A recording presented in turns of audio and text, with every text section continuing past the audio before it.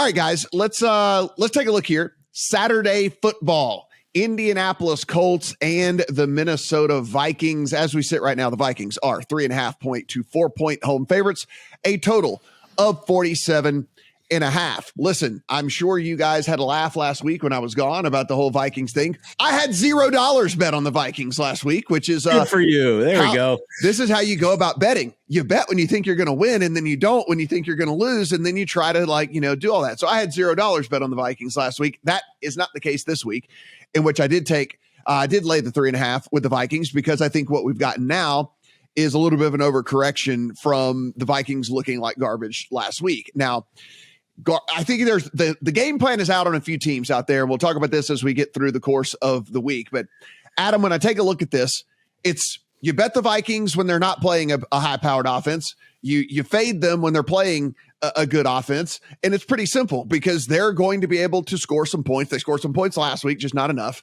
And they're going to give up some points to good offenses. That's just going to happen. I do not consider the Colts to be one of those offenses. I do not consider the Colts to be a good offense whatsoever. And so I think this number is actually pretty short. I think if the Vikings would have won last week, or if the Vikings would have, maybe only lost like on a last second score or something like that, we'd be looking on the other side of 4 for this one. So I thought 3.5 was too short. I can't believe you're coming to me first to talk about the Minnesota Vikings. However, I will allow it. The Vikings, to me, are not a whole lot different than they were going against the Detroit Lions. And we're going to talk more about the Lions in a little bit here. I think that game was a lot more about Detroit than it was about Minnesota. And now you go against an Indianapolis team that I think you can be fooled by this Indy team and fooled by how bad the score looks from the Dallas game. They were right in that game going into the fourth quarter.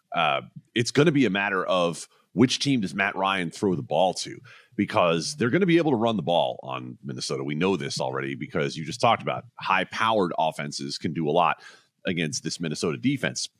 How healthy is the offensive line going to be for Minnesota on the other side of things, right? They were without 2 of their top offensive linemen last week in Bradbury and Darisaw. And so now you look this week against an Indianapolis team that, honestly, Stephon Gilmore's had a pretty nice season, but it kind of doesn't matter who you have cover Justin Jefferson. So I think this in the end is going to come down to which team does Matt Ryan throw the ball to. I'll pass on the game overall. I don't really have a sense of who Indianapolis is yet under Jeff Saturday. And for me, that's enough to just skip this one. Steven, those 2 offensive linemen are trending in the right direction, should be back. Darisaw, a big addition there for Minnesota, obviously one of the better tackles in the game. And so getting him back is going to be big for the offense. Of course, Kirk Cousins under duress a lot here lately. Minnesota, for all they lack on defense, they actually defend the run fairly well. It's more giving it up in the pass game, in which it is a lot of horrible scheming and stuff, to where Kevin O'Connell actually had to come out and answer some questions this week about what they were going to do from a play calling standpoint in the defense, because it seems like they go into this super soft shell and the teams just run up and down the field on them in the pass game. So I imagine we're going to see at least some sort of different strategy. Now, whether that works for them or not, I don't know. But let's put it this way. It can't be that much worse, right, when it comes to how they're defending the pass. And so I think that there's only one way to go, and that's up. For sure. You make a great point on Darisaw. The numbers in terms of this offense are drastic when he's not in the lineup. And I can't fault you for taking the best of the number of the Vikings this week. This one got out to 4.5, and now we're seeing some buyback. The 4.5s are gone. So I think I see why. I mean, I'm not going to go into a whole big spiel on the Vikings metrics again this week. You can go back and watch if you missed it in previous weeks. Mm-hmm. But for what it's worth, on paper, it does seem like the Colts defense does match up fairly well against the Minnesota offense, although I do agree with you that they don't have anybody that can cover Justin Jefferson. Yeah.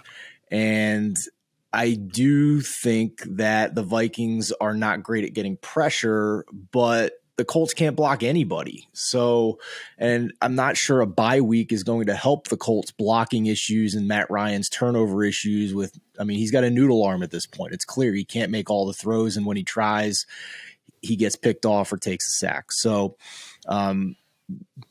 the Colts are not the team I want to go to war against in my quest to fade the Vikings. I'll just put it that way. And I think you and I our disagreement overall on the Vikings is about starting point, right? Like we all agreed coming into the season that the Vikings are a positive regression candidate. And if you bet them every week, then over the course of the season, it's worked out very well for you. I kind of am looking at it week to week, trying to look at where they are at this point. I don't think there's substantial improvement in this team. I think we saw that against a good offense last week in Detroit, but starting point here, I think, is where our disagreement is. But overall, I think we both have good process on this.